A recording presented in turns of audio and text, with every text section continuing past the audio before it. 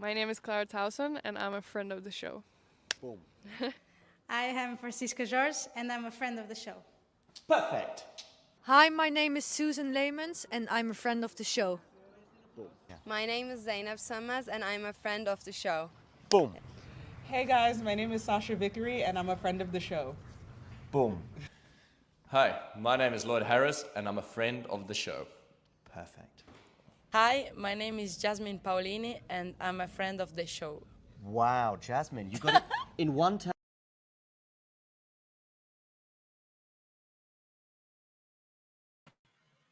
Yeah, I wish we had more ATP players for, like a special ATP Weekly version of the. Yeah, you're right. But anyway, Paris probably will not get a mention today. However, which must deserve a mention right now is the Jannik Sinner topic, which is just like emerged in the last 2 hours, but apparently did not emerge in the last 2 hours. He knew about it since April, basically. That during Indian Wells he tested positive for clostebol, which they allowed him to keep playing. Apparently he was twice provisionally suspended for like just a couple of days, but then they just erased it very quickly. Anyway, I mean, what we do know by now is that they decided to only strip him of the ranking points and the results and the prize money from that said event, Indian Wells, so the semi-final appearance when he lost to Carlos Alcaraz, because then in his blood there was like a 1 billionth of a gram of clostebol. And the explanation that the Sinner team gave and the ITA accepted is that there was basically his physio who had a cut on his hand and was treating it with medication that is sold commonly in Italy in pharmacies. Apparently, clostebol all over the world, it's not really sold that commonly as in Italy. And that's how it got into Yannick's blood. That very sort of like minuscule dose. Any comment on this, Mario? As an Italian, I can say it's plausible because it is something that in Italy it's still used to, from people, so also people around, the players. It can be used. It's it's been selling here. Actually, I'm first of all, I have to say that I'm not an expert, so just to. I mean, put my hands in front of me, we say in Italy. But yeah, what I feel is that, if this is what happened, there is a reason. I mean, I don't think we can really question about, I don't know, the unfairness and the advantage in the competition based on what we knew about the report. I read the whole 33-page report as soon as it came out. But yeah, actually, I don't have any real comment because I think like the thing is, I don't know, I find it quite clear for what we have been told. Then we can say I agree, I disagree, or all this stuff. But I feel like the fact as he's quite clear, as it's been told to us. So yeah, I don't feel like questioning anything, honestly. Yeah, I mean, the explanation seems plausible, especially along with all the other tidbits from, just Italian people, that clostebol is indeed very common there. Bortolotti recently, a very similar case last year at the Lisbon Challenger, when he was also he also tested positive. He was allowed to keep playing, and basically after a few months, they just announced that he had like zero faults. He couldn't have avoided it, but they have to strip him of just ranking points from that one event. So it has already happened the same. So it's pretty much. Yeah, I mean it's pretty much the same case. Okay, so we can. Same thing. No. I'm just talking, asking this because since also reading stuff on Twitter, I know that many fans have kind of this question: is he getting kind of a special treatment, or it's been done this way in other cases? That's what I was looking for, yeah. And I kind of just randomly reminded myself of Bortolotti last year, and I was thinking, let's just read the report and let's see if the treatment was the same. And apparently it was also Klostebol. So, well, it's pretty much the exact same situation. Two things that I kind of would like to see cleared up is like what exactly determines whether a player is provisionally suspended or not when such an investigation is going on. That's right. I mean, we can see it's not ranking because Bortolotti was like what 120ish ranked doubles specialist at the time, maybe a little higher. So clearly it's not ranking, but I don't know. And also the fact that he was provisionally suspended twice, but first for 1 day, then for 4 days, and apparently this was like just before Madrid as well, and he played there because someone from his team or whatever filed a complaint and they allowed him to play. Like, I don't know, that's a little patchy, but it's nothing against Jannik really in this case. And well, I still know that the internet is the internet, and that this speculation. So Bortolotti didn't get any provisional suspension. You know, he didn't. No. Meaning, okay. Yeah, I mean, at least it's not mentioned in the report. So that's the difference. I mean, Jannik also kinda didn't. I mean, he did, but it wasn't while he was playing. So he actually didn't have an event that he couldn't have. I don't know. A couple of years ago, there was also Fernando Verdasco, and they gave him like a 2-month ban, but it was during the off season, so he didn't actually miss any event. So it's pretty similar, I guess, in that case. But yeah, I mean, Bortolotti, very similar case, the same drug, the same treatment, pretty much. So, but I know this is the word number one. This is still a huge story. This is still something that's going to be discussed and speculated about. Like, this is something that we will not get rid of for the next 5-10 years. I think a lot of players are very upset. I don't know if Carlos Alcaraz, to be honest, Michael, but I mean, I haven't heard anything. But Denis Shapovalov has already tweeted something. Luca Pui also. And, well, I mean, they are clearly looking at this case as some sort of an unfair treatment. I know there are players like Tara Moore who have been really like just completely screwed over by the system. And yeah, I understand their position as well. It's not a topic that we will just get rid of right away. But as Mario said, I mean, I'm not going to be, yeah, exactly like what Gil says. This is mostly what I want to know. And also, we're not doctors. Even if we were, we don't get to sort of analyze the samples that he had, analyze the situation. We can only really work with what we're given. What we're given seems plausible to me. So, you know, I'm inclined to just give Jannik the benefit of the doubt, and that's maybe kind of where we end this topic, I think. But yeah, it's pretty funny that, you know, we're just going to talk about the ATP Weekly stuff here, and Jannik Sinner just won Cincinnati. You know, so the whole timing of this is just that's insane right. as well. Yes, Brazy, this is a recent tweet from El Chapo. This was just literally, 50 minutes ago or whatever. Luca Pui as well. I'm pretty sure there was some other player too. Bortolotti's an ice cream parlor in Vienna. I'm talking about the player, yeah. Oh, Nick Kyrgios as well. Yeah, Nick Kyrgios is another player who already came out sort of going against Jannik.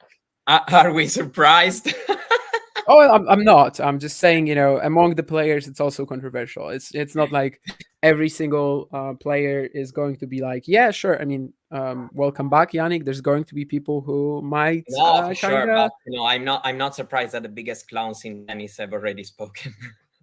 Yeah, I mean, it's Nick Kyrgios. And as you said, Brazy, they are piling on. I mean, tennis players, as we have seen in the last 1 year or two, they do love piling on one another in this social media era, especially. I mean, what happened to Toff, for example, after the famous ball mark drama, where like suddenly every player in the world is just tweeting about her and calling her names, let's say. But yeah, that's kind of all we have to work with right now. And that's all we can really do. So I think we might just go on to discussing his Cincinnati performance, as weird as it kind of is right now. But of course, if the contamination was back in Indian Wells, it's just that we learned about it today. But yeah, Jannik Sinner picked up the title in Cincinnati. He's actually the first player to win 2 ATP thousands this season. And it was not a run that was as clear as day. It was not a run that was easy. How much do you think even like getting through a match like this against Zverev, struggling with the right hip again, but getting through a match like this, is that something new for Jannik? Is that something that is going to help him going into the Open as well? All in all, sort of, how do you rate this week from his perspective? Well, I would say that it's very big for sure, because he had also, let's say, a tough draw, meaning that he played a couple of tough matches because Rune was in form, beat him the week before, and the conditions also were very difficult to play in the quarterfinals because it was much more windy than on the other day, so it was very, very difficult. And then against Zverev, what you have mentioned, we still had that thing of will he lose for the fifth time in a row against Zverev, even if of course we still have to analyze all the matches they have played.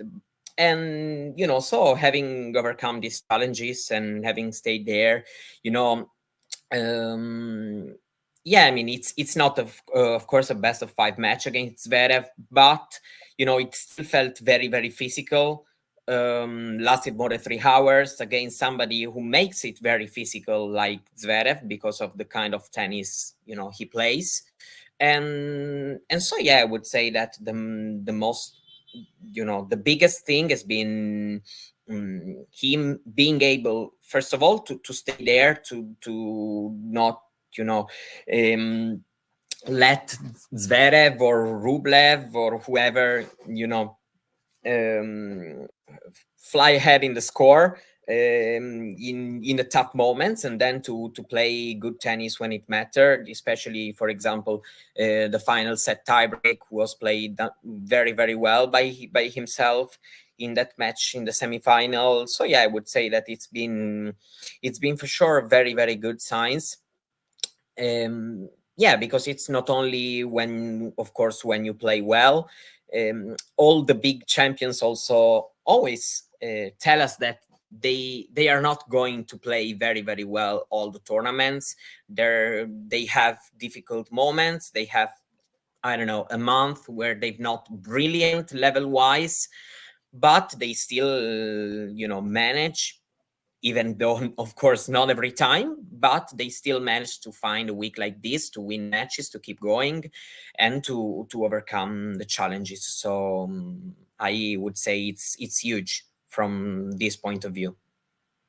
Yeah, still some question marks with his fitness going into the US Open, but he did lose to Rublev, of course, in Montreal. Comes back to beat him in Toronto in the match. In Cincinnati. That was in a match that was not the best for sure. The pretty fast courts. I think people were complaining, especially on the ATP side this week, about some of the quality of the matches. Indeed, and in this particular sort of those couple of days around the quarters, around the third round, I think they did have some stinkers, and Rublev against Sinner was one. But yeah, it's just important for Jannik to fight through this. Of course, his win-loss record for the season is still absolutely incredible. In fact, it's actually gotten better today. Right. Yeah, that's right.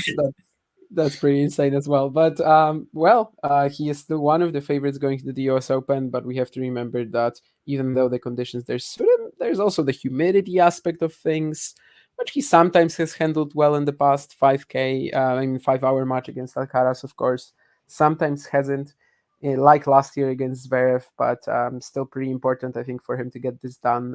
What we're seeing, honestly, for now, I mean, Zverev should be one of the main contenders in New York as well. So getting this one done against him is pretty huge in as physical of a contest as it was, despite struggling and kind of just serving really well in the last set to take it. Yeah, being better in the in the big moments, because that head-to-head was actually like 1-4, right? So that was yeah. Well, I know it was all pre-prime Jannik Sinner, but you can see how Zverev is gonna trouble him, or like at least on some occasions is going to trouble him. So yeah, I think it's important to get this one over him. After all, 50% chance that they're gonna be in the same half at the US Open. Yeah, and then of course, as maybe at Wimbledon, I know that, for example, talking about the US Open, somebody like Medvedev, for example, right now has issues. He's not played well in these 2 tournaments, come winless. It's still somebody you have to look at maybe at the US Open. Given his record, he will be the 5th seed, so maybe it will be a bit interesting to see in which quarter he ends up, because maybe he doesn't reach the quarterfinal, but if best of 5 maybe helps him a little bit in the matches and gets better, I don't know, maybe then something like what happened at Wimbledon. Maybe, I don't know, in Wimbledon it has been a factor, him being the 5th seed. We'll see if it could be, again at the US Open. Right now, he's not in the best condition possible, but for sure I will look at where he gets placed in the draw. Same, Jake, actually. I also woke up to the Sinner news. I was like, should I get an app before the US Open qualifying? And I was like, okay, I'll try to get one. It lasted like an hour. Then I wake up, I turn my computer on, and I'm like, what? Half my timeline is about the Sinner doping test? Like, did I wake up in, 10 years into the future? What the hell's going on? But no, it's the reality, yes. Anyway, Francis Tiafoe in the final. That is, well, the biggest run of his career at this level. Before this week, he only had one other semi-final in Indian Wells a couple of years ago. And, well, it was definitely a scenic rout in the semis over Holger, the American net there in the two games at 3-5 and 4-5. That was kind of one of the themes of the match. But he did sort of like stay much stronger mentally than Holger in the tiebreak. He really like waited him out. I think he was right too, of course. Rune was just like so cautiously building the point, waiting for that one perfect opportunity to strike and then still missing it like 3 meters out. But yeah, I think Frances did very well to just know that he can wait him out at that very moment. And yeah, just regarding this run from Frances, of course, this has been a tough season for him. He said that he is losing to clowns. And well, since then, things are slowly trending in the right direction. He also has a quarterfinal at the US Open to defend, so that return to the top 20 might be a bit short-lived. We'll see. But basically, Francis Tiafoe and his run, could he have done a bit more in the final, given Jannik was coming off that, the 2 back-to-back tough matches? Probably, but I mean, I think he played a good first set, and Jannik in the tiebreak actually played at very good level. So I don't really know if he could have really done much more in that moment. Probably you can wonder about that second set, if he could have stayed there a bit closer for longer, even if I also felt like at least in the first part of the second set, Jannik raised his level, kept playing, he raised his level, I think, more or less in the tiebreak, and then kept playing at a high level for a few games after, at the beginning of the second set. And then, then Tiafoe, the last games actually wasn't really there anymore. I don't know, probably you can also do a little bit better. But yeah, I feel like... in the end, I also can understand the psychological maybe also effect a little bit of that, of that tiebreak lost in that way. He had the biggest chances. He was the one having great points. Sinner had a set point right before the tiebreak, but before that, Tiafoe also had some break points, was playing okay, playing well. And so I don't know, I wouldn't really stay here talking about the things he could have done way better, because it's a great week for him. Actually, he didn't have a week at this level since long time. I know Wimbledon he played well because he took Carlos Alcaraz to the 5th set in the 3rd round, but overall, meaning, if we talk about a good run, winning matches in a row, this for sure is going to be very big for him. His confidence, working very well with David Witt. I feel like he's a bit calm right now, also on the court, when also in the semifinal. You were talking about that I really felt, impressed. I mean, we can talk a little bit about the nets, but it's not the only thing that, of course, made him turn the match around. And I feel like probably, I don't know, a couple of months ago, 3 months ago, this would have never happened, maybe. So I feel like he's on the right path, and yeah, I wouldn't really, as I said before, stay here talking too much about if he could have done something more. Yeah, I mean, somewhat unrealistic to expect a player to play one of the best matches of his career, which is what he needed on the biggest match of his career, literally, or like second biggest, or maybe equal biggest to the US Open semi. So it's still fine, definitely. Big Foe kept feeding the Sinner forehand, says Brazy.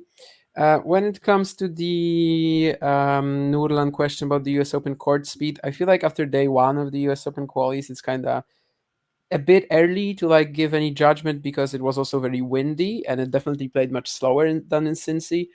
These courts were resurfaced recently, so they should also start playing a bit faster with time. But basically, what we heard earlier from the tournament director or whoever she is, Stacey Allman, is that basically the court pace index for, let's say, the average of all the courts in New York is going to be around the same as in Cincinnati. But as we know, it's not the only thing that determines the court the conditions, right? I mean, you also have the humidity, which I already mentioned, just different atmospheric conditions, different climate in Ohio and in the state of New York. So I think that it's not a given that they will play the same. You can have differences with the balls, with the night sessions as well, which in Cincinnati weren't as well. I mean, I guess they still appear in Cincinnati. But yeah, anyway, I think it kind of remains to be seen. Yesterday was pretty windy as well, and definitely didn't feel like it was playing as fast as Cincinnati. Thank you, Sean.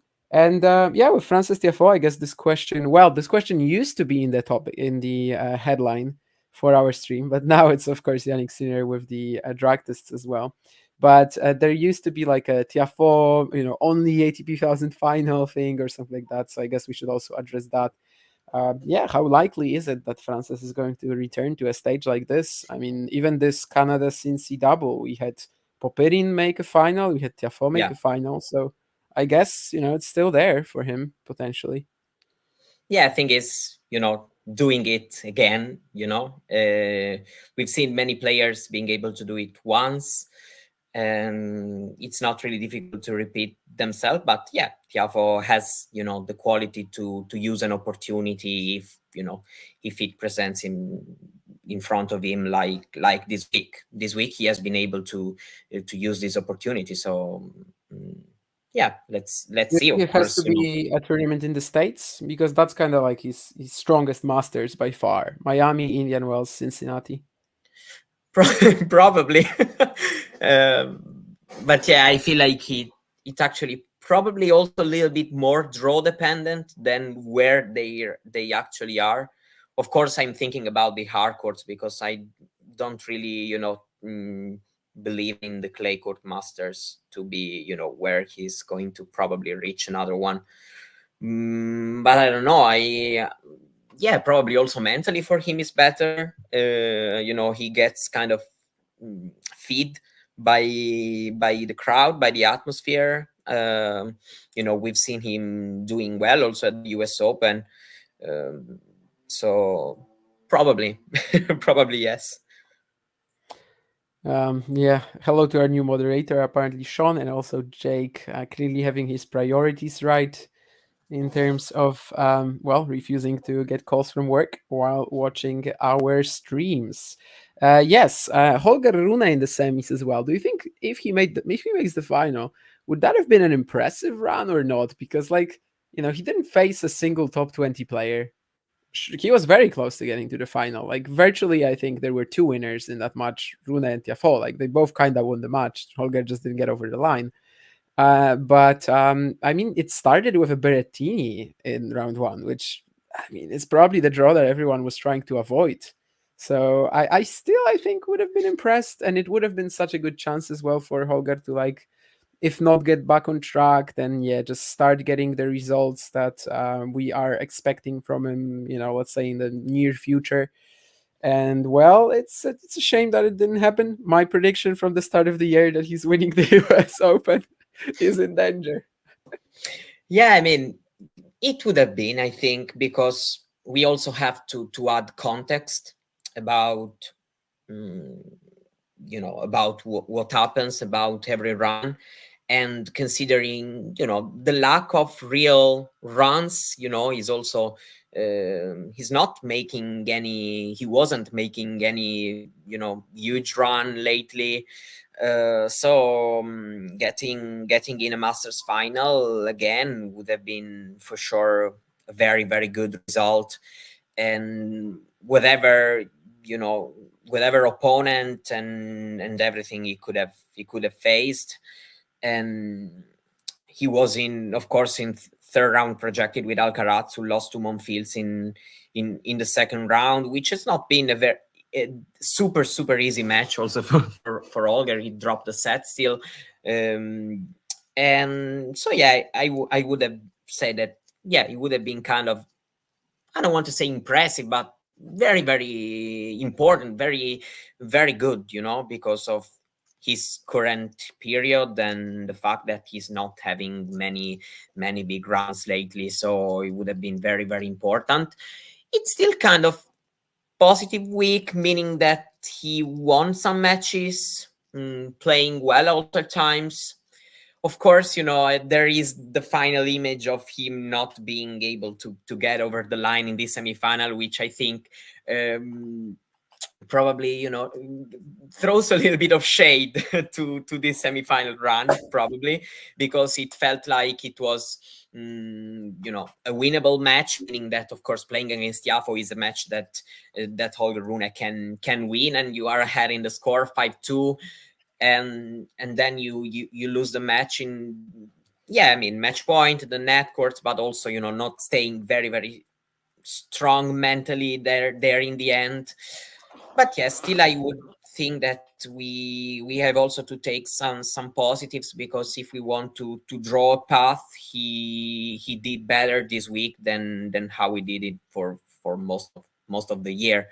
So I would say that let's say if he manages to have a nice US Open campaign. Last year he came in a very bad moment, lost in the first round to Carballes Baena, I think. And so, I would say that this semifinal run will probably be judged more properly, also looking at his next 2-3 results. If he starts getting some consistency, and then it would feel kind of the start of something good, this semifinal run. If not, still a good week, but it would be a bit disappointing to not see him using this semifinal to start getting again some consistency. That's pretty solid, actually. Yeah, I think so. That, like, if we're looking at this in 2 weeks' time, 3 weeks' time after the US Open, and thinking, okay, so this actually kickstarted something, then it's going to be great. If not, well, he was kind of fortunate here, definitely. He got Draper, who eliminated Tsitsipas. He got Monfils, who eliminated Alcaraz. So, like, he was, kind of running into all these guys who took out some other big names. But no, of course, we can't really say that he wouldn't have kicked these guys out themselves. I would love to see another Sinner Rune, I have to say. This is still a matchup we haven't really gotten, like, that much of. And this year, when we got it in Monte Carlo, Holger was coming off that insane match with Dimitrov and like 5 hours on the court, and still actually made it pretty competitive. So I would love to see that final, or anywhere else really. I would love to see them match up, but we'll have to wait for it it would have been actually the first, let's say, big final between two players born in the new century, because it still hasn't happened, curiously. It hasn't happened. I'm always talking about it at the Grand Slam level, that this is kind of my dream for this season. I mean, just one event left, so we'll see if we get there. But it actually still hasn't happened in an ATP 1000 either.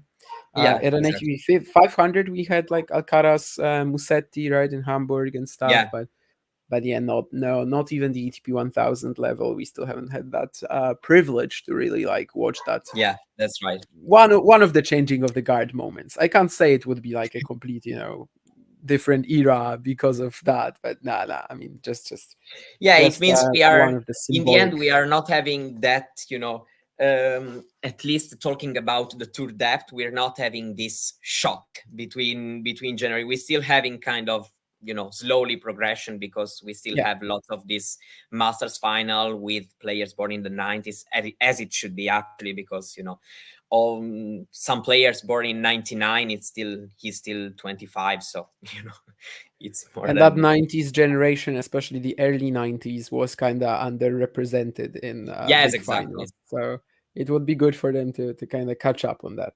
And yeah, also Alexander Zverev, born in the 90s, and well, he got to the semis here against Sinner. Definitely could have done a bit better mentally in that match, but I guess given he struggled against Shelton, it was still a decent effort. Last year he managed to, of course, eliminate Jannik out of the US Open in the fourth round. Then, I mean, Jannik was done physically in the fifth set of that match. Zverev was done physically even 2 days later when he played Alcaraz.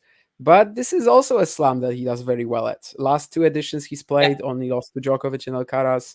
So I guess he's the clear fourth favorite going into the US Open right now.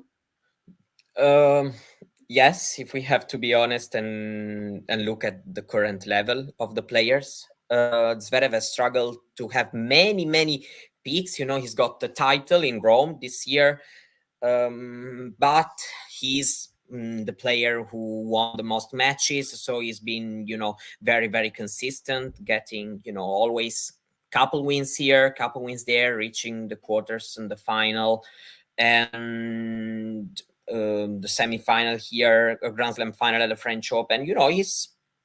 He's having some good momentum regarding of what happens in the final stages of the tournament. So I would say that he feels like a worthy fourth seed for the US Open. I would say that we can say that, if we have to draw a top 4, I would put him inside.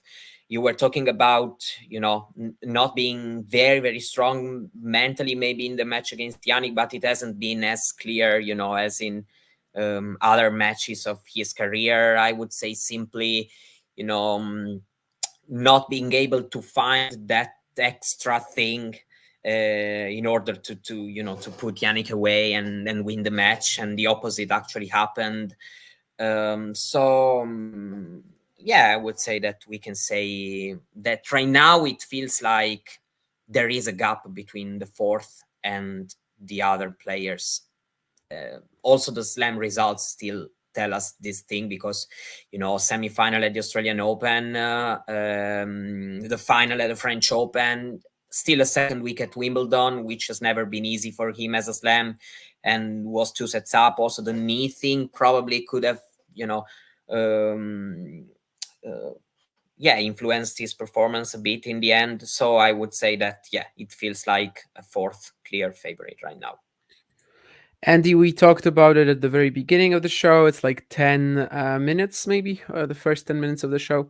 Nurlan, when it comes to your question, it's neither really. I don't know if you remember that, but in Poland, we do not have euros. So my savings are just in PLN, the Polish currency. Anyway, would an outsider like Casper Ruud, De Minaur, or Tsitsipas win the US Open, says Brazy?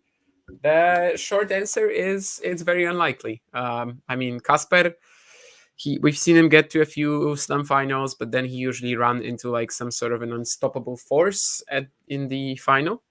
Tsitsipas has a horrible record in New York. It's 6-6, and third round is what he the furthest he's gotten. He had that one big chance against Chorich to pass that hurdle, but missed 6 match points. And Alex De Minaur, kind of similar case to Rune, right? I mean, just not the type of caliber, I think, to maybe win. I would be very surprised if anyone other than the top 4 wins the US Open already. Yeah, already. And still the idea of Zverev having that trophy in his hands, for me, it's still something that, of course, it wouldn't be shocking at all. But, I'd still struggle a little bit to have that image in my head. But it's possible. The others, I would really be much surprised, honestly. Yeah, I have to be honest. I think this year is probably where sort of this season is where it's been making the most sense that Zverev could have a No, that's right. That's right. It's more stepping that line. that what I mean. Yeah. I mean, I totally get that. We don't know if he's going to deliver. Still it feels like he's the image of him holding the trophy is still plausible. Others, it feels difficult, actually. Yeah, I have to be honest. Never disrespect Daniil Medvedev, but he kind of is on the verge right now. of that. Yeah, he kind of is on the verge of that group for me, where like I could actually be properly shocked if he wins the US Open here. Even though I probably shouldn't. I mean, he's a hardcourt specialist. He can tell you what a hardcourt is. If he has, right now, considering how he looked over the year, more or less, especially, lately, I wouldn't be surprised to see him still getting a deep run there, despite, having had some losses here on the hard court. But probably winning, would be a surprising win, but not for him winning the US Open. He has already done it, and, he was close other times. But, for the particular moment where this tournament arrives. Are you asking about the date of the US Open draw, Ashley? It's going to be on Thursday, 12 local time, like noon local time. So in 2 days. When's the US Open draw? Yeah, noon local time on Thursday.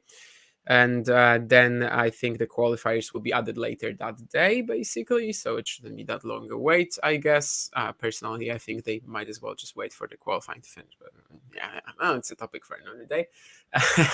Anyway, let's also talk about the performance of Carlos Alcaraz in Cincinnati. There was quite a few stories there. I mean, first of all, he said that this was sport. Huh? A different sport. He played. I mean, he definitely said that it was the worst match of his career, which sounds a little excessive. But then again, like this guy, ever since he was like 15, he was constantly winning, going upwards. Yeah. So maybe, and also he smashed that racket, into oblivion. But it was very good. It was very good. I was obsessed with watching the clip because it was perfect. No, whatever. Talking about, I said, different sport because of his quotes. He said that he couldn't really adapt to the condition, and he felt like, almost as he was playing a different sport. And it was a bad performance. We have somehow to expect it at times. So I still was surprised to see the result because actually I haven't watched that match. So when I watched the result, I was like, okay, was not really expecting it. Even if a little bit, yes, when I saw that they had suspended the match and with that kind of score. So I was like, okay, this is a tough one. So, something can happen. But it's okay. I mean, of course, the Olympics have,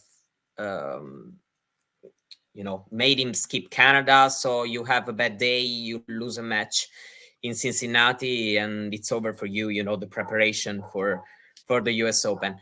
But we will see. He's a best in best of 5. So, for me, this is not concerning at all. Talking about the US Open, maybe he won't win, but, I don't feel like this really changes anything in perspective. But I mean, a tough match. I wouldn't really go that deep because I feel like it's not the case, I mean, I think some fans in Spain, especially, they're kind of used to following Rafael Nadal, who never broke a racket. So maybe that's why it's kind of shocking to him. He had to apologize. Yeah, he did apologize, which shows you that he also didn't really feel right about it, and perhaps also about the reaction to it. But I mean, show me a player other than Nadal who has never broken a racket, right? I mean, sometimes we have saints, and but otherwise, like almost everyone does it. Personally, I would just never do it because I'm not rich. I mean, I'm not gonna buy myself a racket, right? Just because I got angry. I did break my table tennis bat once, though, and it didn't feel right. Again, like I had to. Well, actually, once I broke it and I had to replace it, and once I broke it and I just re-glued it. But anyway, long story short. What else? Is this loss a big hit in terms of his US Open preparation? Because we had him losing to Jack Draper in Queens, and I remember us talking that I don't think it really matters what he does in Queens. He's still gonna have the best of 5 format to kind of play himself into form. US Open, he's won it already. It's not probably as comfortable for him as the Wimbledon grass right now is. But I guess we still expect him to like have just a couple early rounds. I was just looking at his recent slam records, and it just feels so impossible for Carlos Alcaraz to lose in an early round of a Grand Slam right now. I know at Wimbledon he was actually very close to against Francis Tiafoe. The third round, of course, the fourth set tiebreak. But I don't know, it just hasn't happened in a while, and it will probably come as a huge shock when it does. I still wouldn't really expect it at the moment. Yeah, the last time it was really very, very, very close was probably the French Open 2022, and he still hasn't lost early. But I remember that match against Ramos Vignolas. Yeah. There he was, very, very close, but it feels like ages ago because, he had nothing almost. He already had 2 Masters, but yeah, he had, a quarter of his current palmarès, and also his age, 2 years at this stage of their careers, it's a big difference. Yeah, it doesn't feel like likely. Yeah, for sure. I mean, playing matches, some competitive matches, it's always great for a player, but you can do anyway. I think, even without it, I don't know. We have Sinner before the Australian Open. We have this case, Alcaraz before Wimbledon. Yeah, he played 2 matches at Queen's, but, not like tons of them. Alcaraz, Sinner skipped Rome, and they faced each other at the French Open in semi-final. Alcaraz winning the title then in the end. So yeah, I would say that we've been proven, at least for these players, it's not like if they don't have this great preparation in terms of, competitive matches, then it becomes very, very more, unlikely for them to go deep into slams. So. Yeah, and also when it comes to the top 4, so Sinner, Djokovic, Zverev, and Alcaraz, Sinner was going to be number 1 anyway after Cincinnati, but there was a chance for some shakeup in terms of the rankings. This is mostly a chance that Alcaraz missed to get to number 2, but also Zverev, he could have been number 2 with a title. Yeah. So that was pretty wild as well. So do you think that's sort of what happened there, the ranking implications of the whole thing? Will they be a major sort of thing at the US Open as well? Just the fact that Sinner and Djokovic cannot face each other into the final. Alcaraz is 50% likely to get either in the semi, and of course same with Zverev. Yeah, I mean, I think like the semifinals, it's a bit too far, to really, you think about it maybe, but I don't feel like it really should affect your performance, because I mean, of course it's maybe even better to avoid a certain player until the final, but at worst, you get to face him in the semis. So it's still very, very far in the tournament. You're already in the very close stages. So I think that these professional guys, as they are, I don't think it's really that deep maybe for them, even because you really don't know who's better, who would be more balanced as top 2 seeds. Djokovic, Alcaraz, Sinner, all 3 have their cases. So I don't know. I don't really know if this could have played a major factor in Alcaraz's head. Probably we may say Zverev, but Zverev, I feel like he did okay in the tournament. So I don't even feel like it was for this reason, maybe that, he lost that close match. I don't know. I don't feel like that actually. Yeah, I think Zverev, like, it was so far away at the start of the week, especially with Carlos still in the draw, that I don't think he ever really had the time to like start thinking about that possibility. Carlos probably knew about it, probably wasn't the most important thing, rather just him unable to handle the conditions and the heat that Gael Monfils brought. I mean, he told us earlier earlier this year Estoril that he kind of likes faster conditions now that he's old as hell. And yeah, he was right. He's just proving it. By the way, do you think that Medvedev has had a terrible year? I'm kind of seeing that narrative more and more, and I don't know if I can agree with it. I mean, Indian Wells final, the win over Sinner, yeah, the Australian Open final, like it's fine. It's just fine. It's nothing special, but it's fine. Terrible is not terrible. I pretty much think that it's been probably disappointed to see him, getting to this part of the season and, going to the US Open with 2 straight losses. But, I feel like the slam hasn't arrived yet. So before the slam ends, I wouldn't really draw a line, because maybe he just has another deep run, at the US Open like he usually does, and then it starts feeling okay again. If he has an early loss at the US Open, that maybe you may start feeling a little bit about, but not disaster, a bit of disappointment. Probably it's more that he won also many matches and kind of playing ugly, let's say, meaning that he hasn't really played the unbelievable level this year.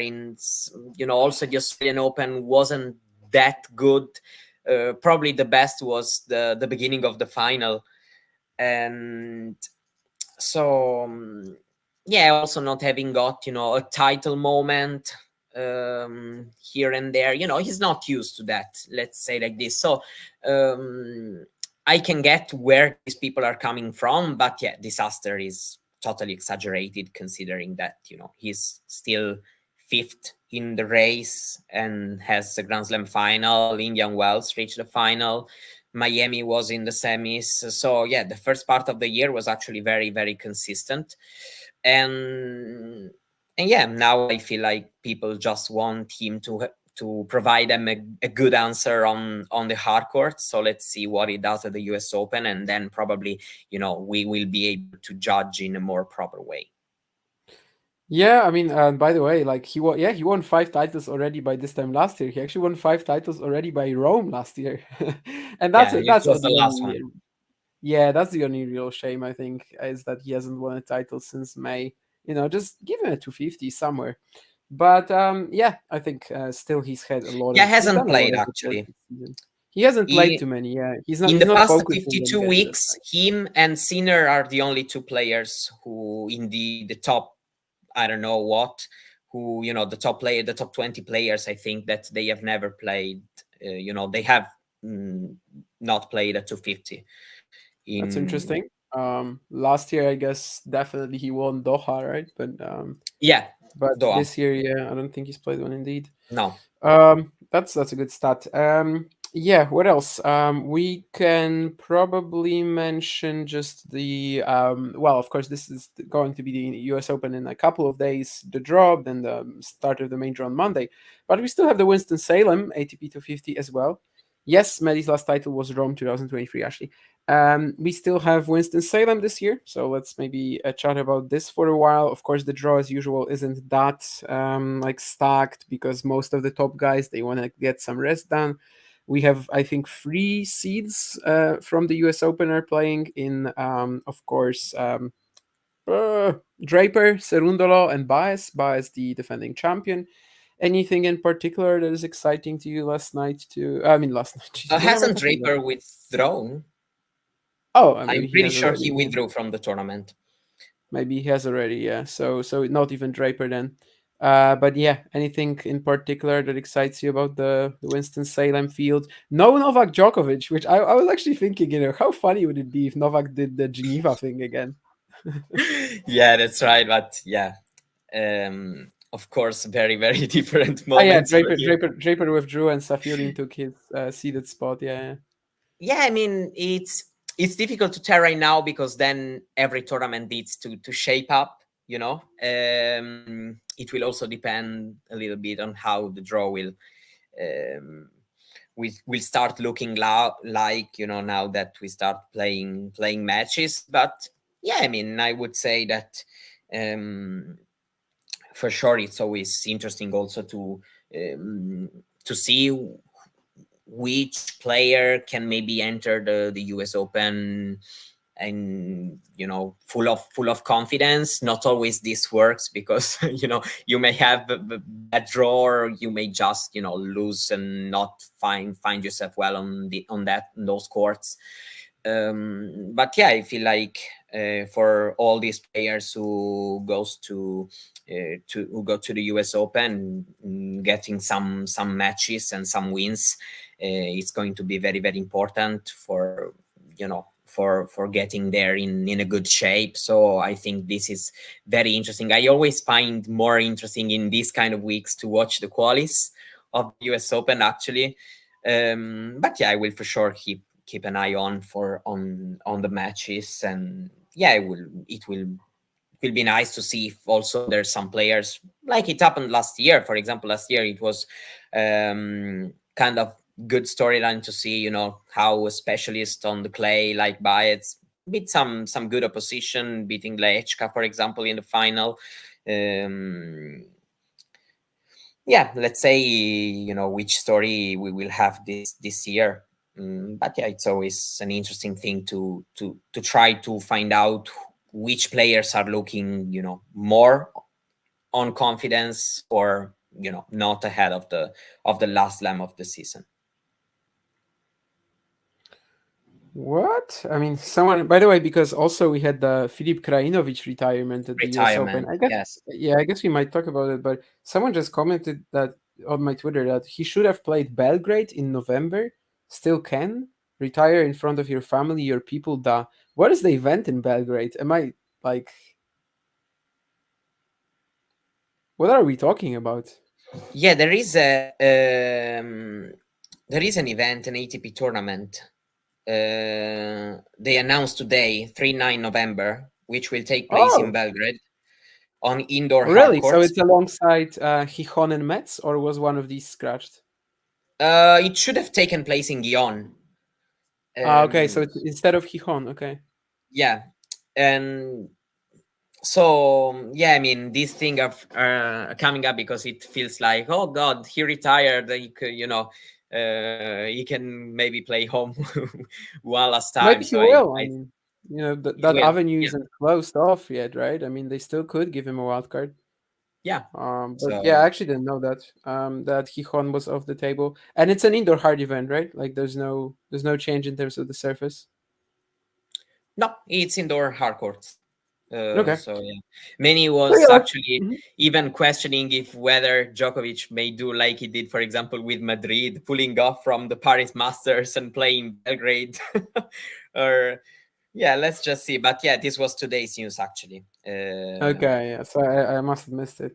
And yeah, Paris Masters, of course, was the biggest final of Filip Krajinovic's career. Yeah. And unfortunately, that's kind of what we remember him for, the fact that he never won an ATP Tour title, despite 5 finals in 2017, 2022. But I mean, 2 ATP 500s and 1 ATP 1000. Like, it's rare to have 0 titles. Yeah, on every surface is actually stages. All these every things. surface as well. Oh yeah, right, because Queens. It was Hamburg, Queens, and of course the Paris Masters.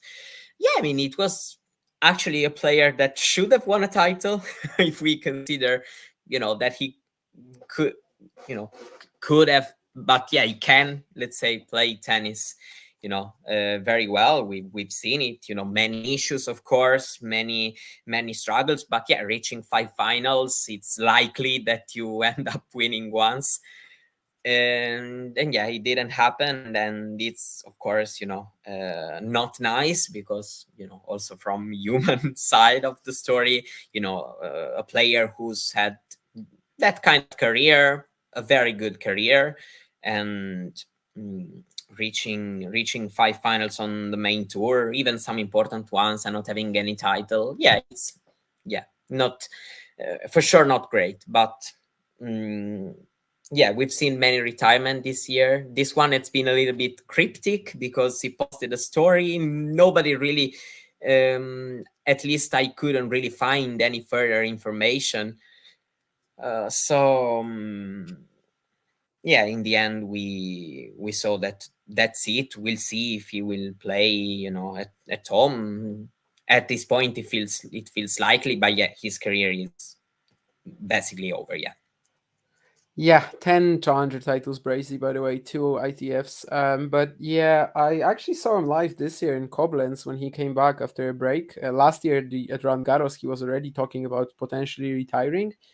And his tournament, like his first tournament back, actually ended up being the most interesting one he played all season. After that, it was a bit of a mess. In Koblenz, he had this great match against Nakashima in the second round. That was a real pleasure to watch live, but unfortunately, after that, he just never really got going. And yesterday, well, I mean, the guy is retiring. Maybe I shouldn't be saying this, but it kind of seemed like he's just there to, just pick up the paycheck, have a fine retirement. But like, yeah, didn't really seem like he was believing or that he was like in the best shape possible. So yeah, that comeback that he tried to mount this year, unfortunately, never really started, never really got going. And yeah, earlier I didn't actually get to talk about Winston Salem, I guess, but I was just gonna say that today I'm very excited to see if Stricker can get some momentum going ahead of his 4th round US Open defense from last year. Of course, a phenomenal win over Steph from being 3-5 down, I think, in the 4th set, and also Lerner Tien against Fabian Marozsan. I think that's one of the clear highlights of the day. Is Lerner going to also be picking up wins on the ATP Tour? I know he's already done one, but I mean, it was against Skulkate, so not really against like a main tour quality opponent. But right now, that's where it starts. That's where we kind of, well, not for the first time get him against someone from this quality, because he played the US Open twice with a major wildcard, but still, it's something new for sure. And of course, he has another major wildcard. Also, Chorich against Baez again. They played in the semifinals last year in Winston-Salem, and then the US Open round 1. So last year, that was one of the biggest stories, and that will be quite interesting too.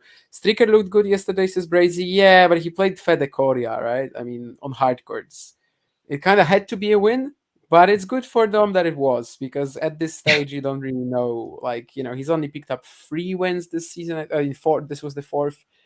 And well, it's been a tough return from injury. But if he gets, I can finish the stream. We're actually going to do it in like a minute or two. But yeah, if he gets some momentum going, I think he's definitely going to find something over the course of a full healthy season anyway, Stricker. Do we have anything else? Of course, the US Open qualifying is also going on. They have played a few matches already today. I don't know if there are any like major stories to mention today, really, but yesterday was Joao Fonseca's first Grand Slam win, which was massive. And and there have been also some interesting results for the old guys. The old guys still grinning out there in the US Open. Diego Ricci, for example. I mean, it's always Grand Slam qualies week. It's always great to watch because of all the stuff going on. And so let's keep watching today. And yesterday I feel like probably the main thing, also because the match was very interesting in itself, was the one between Fonseca and Klein, which was very close to do some damage at Grand Slam level this year, as we will know from the Australian Open. So it's talking about the match against Zverev. And so it was a very interesting one for sure. The time was not the best possible for me, but I had a lot of naps like during the US Open qualifying, but I did watch Fonseca Klein in its entirety. I just couldn't miss that one. Unfortunately, today I feel pretty awful, but well, what can you do? Tomorrow I have to wake up at like 7 a.m. and I still want to watch a lot of the US Open qualifying. I don't know how I'm going to pull this off. Maybe I'm just going to, because I'm not going to be driving at that 7 a.m., maybe I'm just going to catch up on the sleep in the car. I don't know, but we'll make sense of it somehow. Also, I missed this question from Sean, which is pretty interesting. Would there be any sense in changing up the order of majors every few years? And I think they are very strategically placed in terms of sort of the weather, especially the climate. So I think that's probably not. I mean, Australia is happening in the Australian summer, right? Wimbledon is happening in the kind of like the only month when you can do it in the UK. By the way, I'm the real winner of today, because today fortunately, it's my day off from Italian media writing stuff. Okay. So I don't have to write about anything about what happened. Ah, And so I'm a right. big winner, actually. That makes sense. That is a big sort of like big piece of news that you instantly would have to cover. And Yeah, today, and with knowing, especially at the very beginning. So I think I'm a big winner today, and I'm really happy and relieved about this. what's your time zone, Irish boy? Then, because well, I suppose you're not Irish then, because if you're Irish, then probably the Australian Open is the worst. Personally, I actually like the US Open time zone a lot. I mean, most of the action happens like until like 1, 2 a.m. for me, which is fine. That's where I usually end up going to sleep anyway. Yeah, also because I keep watching UTC tennis, through the night. Yeah. That makes sense then. If you're +7, that makes sense. But yeah, the US Open, I really enjoy it actually. I feel like there's a lot less also kind of stopping me from watching during these hours than like Roland Garros, Wimbledon, where sometimes real life also gets in the way.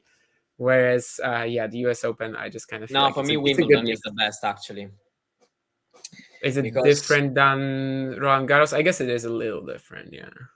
No, not the time zone. I just mean, the real life stuff. Wimbledon is usually the slam where I'm, free the most from other stuff. So usually it's the easiest one for me.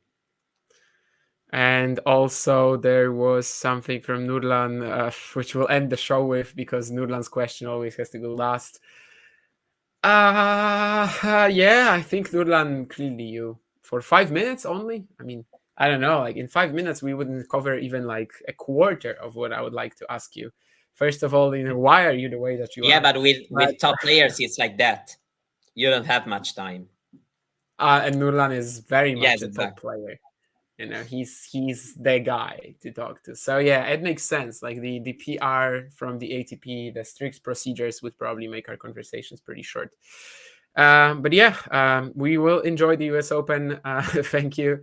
We are lucky in Europe. I think Europe is by far the best sort of spot to watch tennis in terms of the time zones. Maybe also the East Coast as well. I think the guys on the East Coast have it fine. But on the West Coast, not really when it comes to all the European events in Asia. But yeah, I think I'm very glad that I'm a tennis fan from Europe. Yes, Coasty, if you're just catching up to this, that's definitely going to be quite a road. We talked about it here for the first 10 minutes of the show, and we're going to be wrapping up now. So if you want to watch it, I think maybe that's also a way for you to kind of catch up with this. We probably covered the most important stuff there. And anyway, nothing else to add. I think we've done it all. There's also going to be a WTA Weekly, but I'm actually not sure at which hour. So just check the channel. It's going to be there at some point. And we are probably going to be back with the pre-US Open ATP Weekly at some point this weekend. Hawaii would be the worst. You're right. Yeah, I actually know a tennis fan from Hawaii, and I think he was just like watching all his tennis on replay, literally. Like there was nothing he could watch live. So yeah, Hawaii is the worst, I think. And basically, yeah, we're going to be back with another ATP Weekly as for the like US Open draw preview and Winston Salem, of course, at the same time. And also keep tuning into Talking Tennis content, watch-alongs, WTA Weekly, as I said. The draw is going to be live on the channel on Thursday. And yeah, we'll see you guys shortly.